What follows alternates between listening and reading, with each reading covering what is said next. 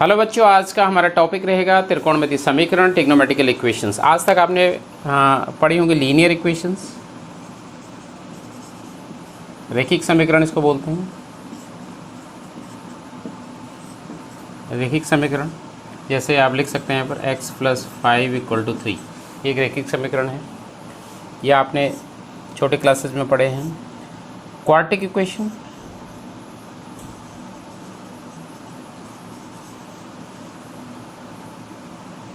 जिसको हम द्विघात समीकरण बोलते हैं, ये भी आपने पढ़ लिए हैं। x² + 5x + 4 = 0 जैसा मान लेते हैं ये है, तो ये एक द्विघात समीकरण है। ये आपने छोटे क्लासेस में पढ़े हैं। अब हम पढ़ रहे हैं यहाँ पे trigonometrical equation. Trigonometrical equations, trigonometrical equations में एक ट्रिग्नोमेट्री का पद होता है, जैसे कि sin θ = √3/2।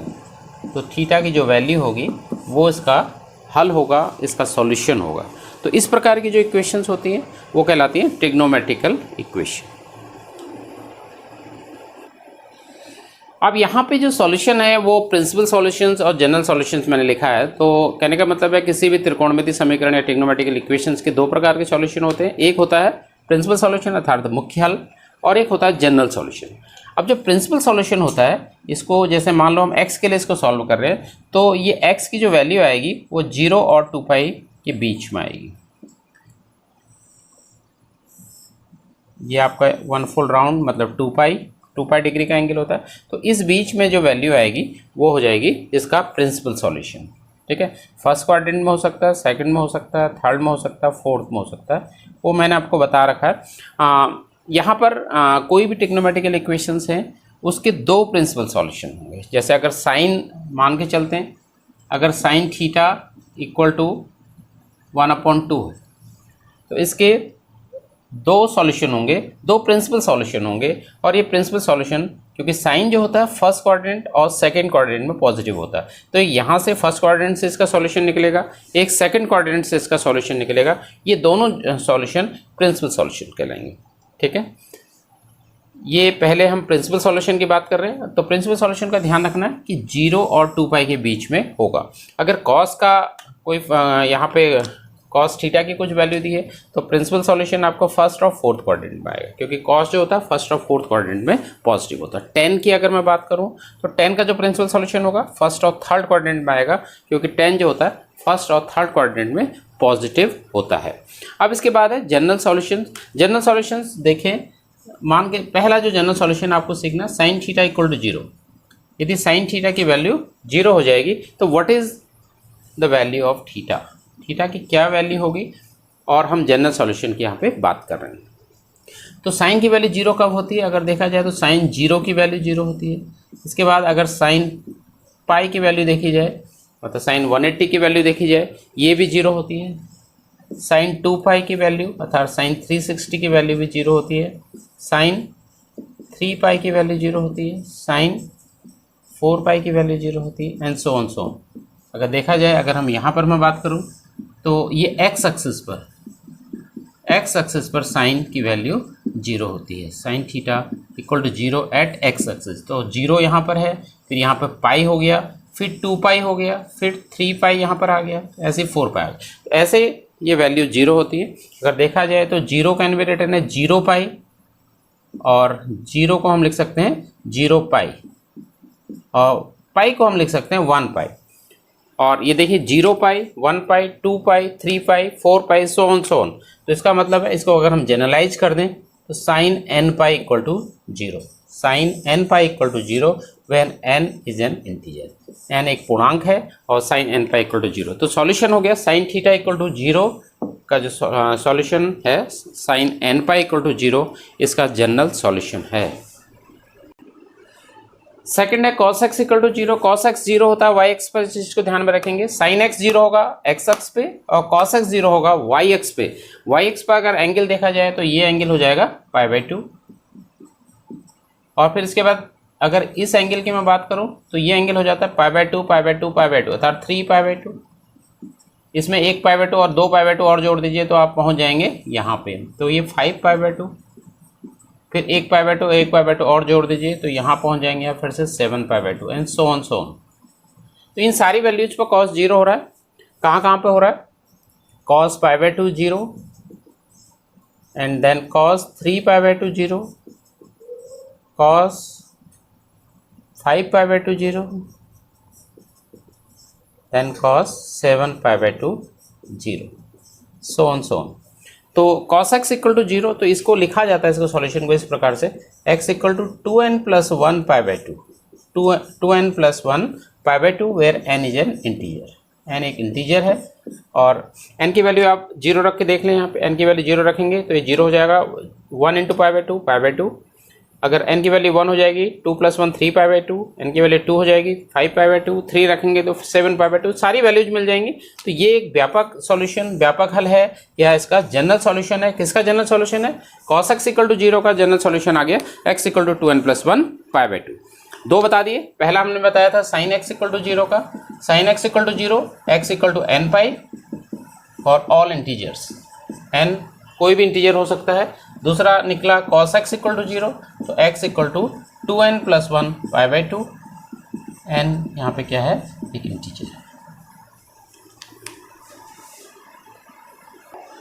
इसके बाद है sin x equal to sin y। यदि sin x equal to sin y तो इसका जनरल सॉल्यूशन आपको याद करना पड़ेगा। sin x equal to sin y तो इसका होता है n pi plus minus 1 raise to power n y। इसको याद रखेंगे। इस पर क्वेश्चंस होंगे। अब इसको कैसे आएगा, जैसे यहाँ पर आप देख सकते हैं यदि n की वैल्यू यदि आप 0 रखेंगे तो x की वैल्यू कितनी आएगी, तो ये टर्म 0 हो जाएगा। ठीक है, ये भी किसी की पावर 0 1, तो ये y हो गया, x इक्वल टू y मिल जाएगा आपको। और यदि n की वैल्यू 1 आ जाएगी तो x की जो वैल्यू निकलेगी वो निकलेगी, ये 1 हो गया तो ये पाई माइनस y, और n की वैल्यू 2 रखने पर ये हो जाएगा पाई प्लस 2y। ठीक है, n की वैल्यू 3 रखने पर ये हो जाएगा x equal to minus 3y। तो 1 प्लस 1 माइनस आता है, इसीलिए minus 1 raise to power n y करके इसको लिखा जाता है। तो ये जनरल सॉल्यूशन है sine x equal to sine y। Fourth, cos x equal to, यदि cos y है तो इसको याद रखना है x equal to 2n pi plus minus y, 2n pi plus minus y n belongs to i। ठीक, याद रखेंगे, इस पर क्वेश्चन होंगे। और एक लास्ट है tan x equal to tan y। यदि tan x की वैल्यू tan y होगी तो x की जो वैल्यू होती है वो होती है n pi plus y, n pi plus y। ध्यान रखिएगा, n pi plus y, plus minus नहीं होता है, tan में जो होता है n पाई प्लस y होता है।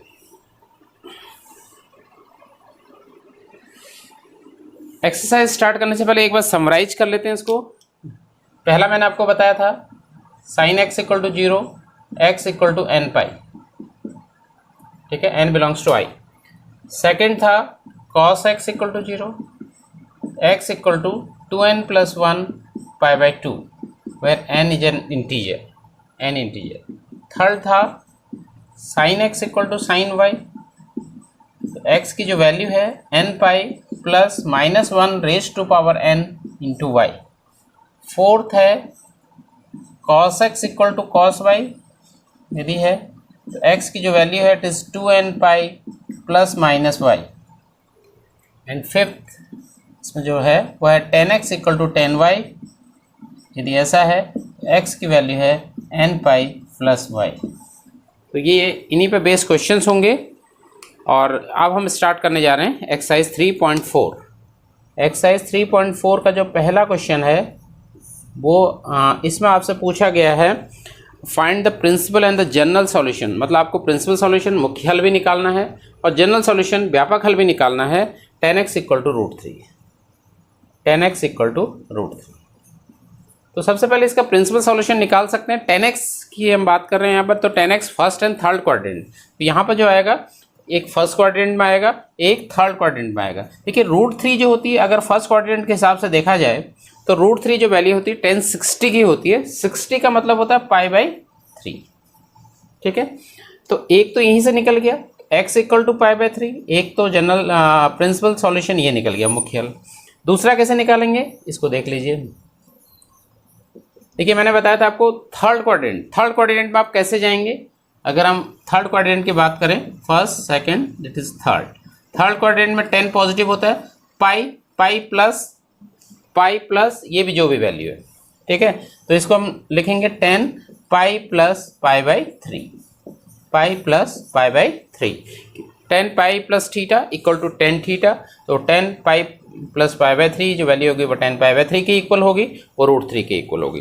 तो अगर इन दोनों को ऐड कर लें, एलसीएम लेके आप ऐड कर लेंगे तो ये आ जाएगा 4 पाई बाई 3। जो दूसरा जो इसका प्रिंसिपल सॉल्यूशन निकला वो निकला 4 पाई बाई 3। तो इसके दो मुख्य हल हो गए, एक हो गया पाई बाई 3 और दूसरा हो गया 4 पाई बाई 3। अब तीसरी मैं बात करता हूँ, इसका जनरल सॉल्यूशन भी आपको निकालना है। तो जनरल सॉल्यूशन निकलेगा 10x इक्वल टू 10 बाई वाले फॉर्मूले से, सिंस 10x इक्वल टू यहाँ पे है 10 पाई बाई 3, इसलिए इसका व्यापक हल या जनरल सॉल्यूशन, व्यापक हल जो निकला वो हो जाएगा x इक्वल टू n पाई। देखिए मैंने बताया था n पाई प्लस y है, y की जगह पे यहाँ पे पाई बाई 3 है, तो n pi plus pi by 3। तो ये इसका जनरल सॉल्यूशन और प्रिंसिपल सॉल्यूशन, ये दो इसके प्रिंसिपल सॉल्यूशन। सेकंड क्वेश्चन है sec x इक्वल टू 2। देखिए sec x के लिए कोई फॉर्मूला नहीं है, तो इसको sec को हमें कन्वर्ट करना पड़ेगा। sec is the reciprocal of cos x का व्युत्क्रम होता है sec x, तो दोनों हम क्या कर लेंगे, इनका रेसिप्रोकल लेंगे। 1/sec x cos x हो गया, तो cos x की वैल्यू आ गई 1/2। तो sec x equal to 2 means cos x equal to 1/2। अब देखिए cos x पॉजिटिव है, तो cos x यदि पॉजिटिव है तो x जो है या तो फर्स्ट क्वाड्रेंट में है या फोर्थ क्वाड्रेंट में है, ठीक है। या तो cos कहाँ पॉजिटिव होता है, cos फर्स्ट क्वाड्रेंट में पॉजिटिव होता है, सेकंड में नेगेटिव, थर्ड में नेगेटिव और ये फोर्थ क्वाड्रेंट में cos पॉजिटिव होता है। तो इसके जो सॉल्यूशन निकलेंगे, इसका जो मुख्य हल निकलेगा, प्रिंसिपल सॉल्यूशन निकलेगा, एक आएगा फर्स्ट से, एक आएगा फोर्थ क्वाड्रेंट से। तो पहले हम निकाल लेते हैं फर्स्ट क्वाड्रेंट से। देखिए 1/2 cos x की किसकी वैल्यू होती है, cos 60 की वैल्यू होती है। cos 60 means pi by 3, pi by 3। तो पहला जो इसका प्रिंसिपल सॉल्यूशन निकला या पहला इसका जो मुख्य हल निकला x equal to pi by 3। आप देखिए दूसरा हम निकालने जा रहे हैं, तो cos x equal to cos pi by 3। अब देखिए जब हम बात करते हैं फोर्थ क्वाड्रेंट के हिसाब से, तो फोर्थ क्वाड्रेंट का मतलब ये पूरा राउंड 2 पाई हो जाता है, तो 2 पाई माइनस करके हम इसको लिखेंगे, तो इसको लिखा जाएगा cos 2 pi minus pi by 3, cos 2 pi minus pi by 3। ये फोर्थ क्वाड्रेंट वाले को इस ढंग से लिखा जाता है, क्योंकि 2 पाई में से कुछ कम है, तो 2 pi minus pi by 3।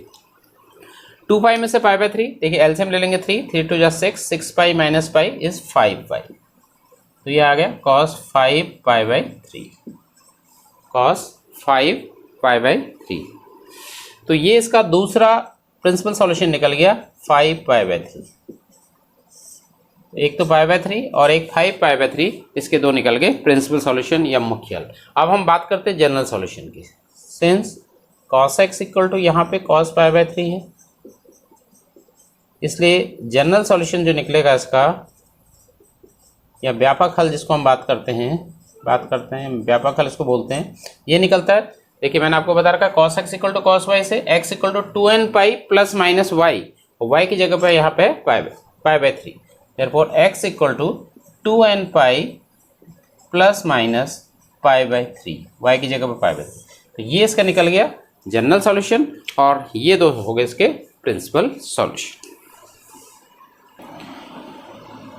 Third question है cot x इक्वल टू -√3। देखिए -√3 है, ठीक है। अब cot x के लिए भी कोई आपके पास यहाँ पे कोई फॉर्मूले नहीं होते हैं, तो आप इसको रेसिप्रोकल लेंगे, तो 1/cot x equal to 1/-√3, 1/cot x का रेसिप्रोकल 10x इक्वल टू -1/√3। तो 10x आ गया नेगेटिव, 10x यहाँ पर नेगेटिव है, तो नेगेटिव 10x कहाँ होते हैं, सेकेंड क्वाड्रेंट में और फोर्थ क्वाड्रेंट। इसमें ऑल पॉजिटिव, इसमें साइन और साइन का जो रेसिप्रोकल होता है कोसेक पॉजिटिव होता है, बाकी नेगेटिव होता है, तो 10x यहाँ पे नेगेटिव है, तो एक आंसर आपका आएगा सेकेंड क्वाड्रेंट से। थर्ड में 10 पॉजिटिव होता है, फोर्थ से दूसरा आएगा, ठीक है। तो जो आपके यहाँ पर कहने का मतलब प्रिंसिपल सॉल्यूशन निकलेंगे वो एक निकलेगा सेकंड से और एक निकलेगा फोर्थ से। आप कैसे निकालेंगे इसको देख लेते हैं। देखिए 1/√3 अगर 10 की मैं बात करूँ तो ये वैल्यू होती है 10/30 की अर्थात 10π/6 की। अब जब हम बात करते हैं सेकंड क्वाड्रेंट के हिसाब से इसको कैसे लिखते हैं। सेकंड क्वाड्रेंट में देखिए ये पाई एंगल है यहाँ पे, तो पाई माइनस π/6 इसको लिखा जाएगा सेकंड क्वाड्रेंट।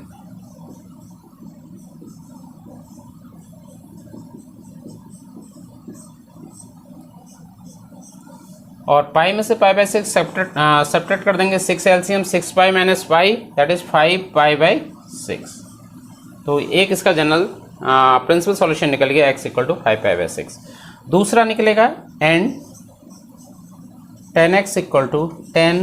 देखिए फोर्थ क्वाड्रेंट की मैं बात कर रहा था, तो ये 2π है, तो 2π - π/6 2π - π/6 से निकलेगा।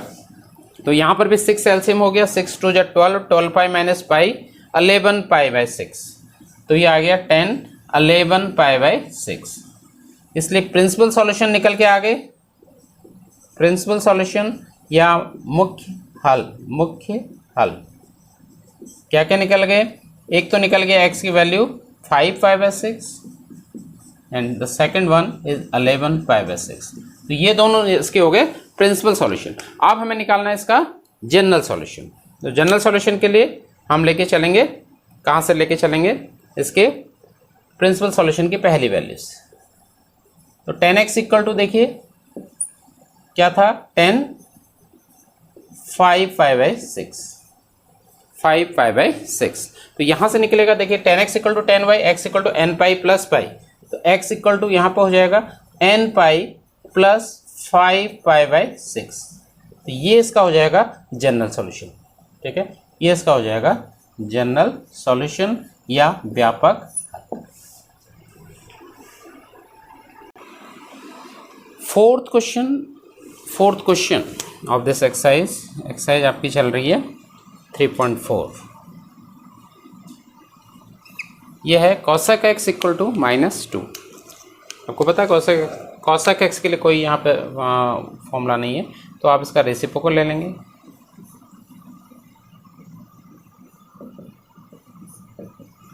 cosec x का व्युत्क्रम होता है sin x = -1/2।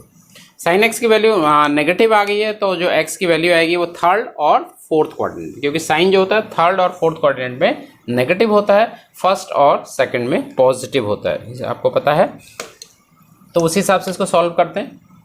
तो दिस इम्प्लाइज sin x = देखिए सबसे पहले इस हाफ को देखेंगे। हाफ जो होता है साइन की 30 की वैल्यू अर्थात sin π/6 की वैल्यू। अब हमें कहाँ लिखने हैं, एक हमें लिखना है थर्ड क्वाड्रेंट में। थर्ड क्वाड्रेंट के लिए पाई प्लस जो भी है पाई प्लस x, यहाँ पर पाई प्लस π/6 होगा। और फोर्थ क्वाड्रेंट में आप लिखते हैं 2π - x। इस ढंग से लिखा जाता है। अगर सेकंड में लिखना होता तो पाई माइनस x। ठीक है, तो इस ढंग से वैल्यूज निकाली जाती हैं। तो पहले निकलेगा थर्ड क्वाड्रेंट में, तो sin x = sin pi plus π/6 minus sine, क्योंकि थर्ड क्वाड्रेंट में साइन नेगेटिव होता है, तो थर्ड क्वाड्रेंट में इसको लिखेंगे पाई प्लस π/6। तो ये आ जाएगा साइन 6 एलसीएम 6π + पाई 7π/6। ठीक है, और दूसरी बार एंड sin x = हम लिखेंगे फोर्थ क्वाड्रेंट के हिसाब से 2π - π/6। तो ये आ गया। यहाँ पर भी 6 एलसीएम 6 × 2 12π - पाई दैट इज 11π/6। तो इससे हमारे क्या निकल गए, प्रिंसिपल सॉल्यूशन निकल गए। देयरफॉर प्रिंसिपल सॉल्यूशन या जिसको आप बोलते हैं मुख्य हल हमारे निकले। x की दो वैल्यू निकली, एक आई 7π/6 वाली, एक आई 11π/6 वाली। अब हमें दूसरा निकालना है इसका व्यापक हल या जनरल सॉल्यूशन या व्यापक हल। व्यापक हल निकालने के लिए हम कौन सी वैल्यू लेंगे, ये वाली ले लेते हैं। इसको ले जो छोटी वाली वैल्यू इसको लिया जाएगा। sin x = sin 7π/6, यहाँ से निकलेगा तो x = एन पाई, देखिए फॉर्मूला है sine x equal to sine y का, x equal to n pi plus minus one raise to power n into y, n pi plus minus one raise to power n y, y की जगह हमें लिखना है 7π/6, n belongs to Z, integers, n एक integer है, इस चीज़ को ध्यान में रखिएगा, एन बिलोंग्स टू जेड, जब भी आप जनरल सॉल्यूशन लिख रहे हैं तो एन बिलोंग्स टू जेड जरूर लिखना है। तो आज के लिए इतना ही, कल इसको आगे बढ़ाएंगे इस एक्सरसाइज को। Thank you very much.